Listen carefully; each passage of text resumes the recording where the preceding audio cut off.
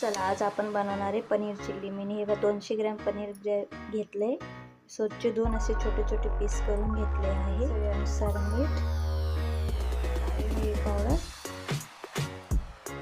अर्धा चमचा अद्रक लसूणची पेस्ट, डार्क सोया सॉस 1 चम्मच, चिली सॉस 1 चम्मच. आता याला मिक्स करून घेऊया. सगळं मिक्स झालं. आता आपण याच्यात मटकीचं पीठ टाकणार, पॉपकॉर्न 2 चमचे, कॉर्नफ्लॉवरचं पीठ मिक्स करून घेऊया चटणीला.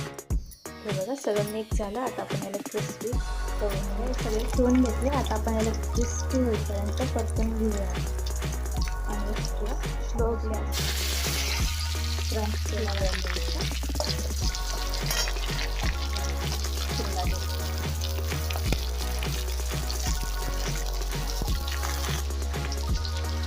कांदा आणि शिमला मिरची जास्त परतायचं नाही, तिथं क्रंचीपणा नाही थोडंसं. आधी आपण मीठ टाकलं होतं, थोडंसं मीठ, सॉस 2 चमचे, 1 चमचा, 1 चमचा, मिरी पावडर अर्धा चमचा, शेजवान सॉस 1 चमचा आणि अर्धा चमचा चिली पेस्ट. हे आपण सर्व मिक्स करून घेऊया.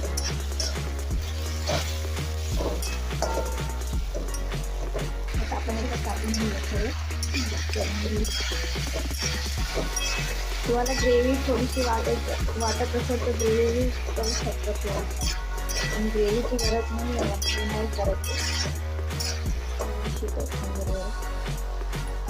आपली पनीर चिल्ली आता आपण सर्व करून घेऊया. ही बघा पनीर चिल्ली. कशी वाटली पनीर चिल्ली? आवडली असेल तर लाईक करा, शेअर करा, सबस्क्राईब करा. धन्यवाद.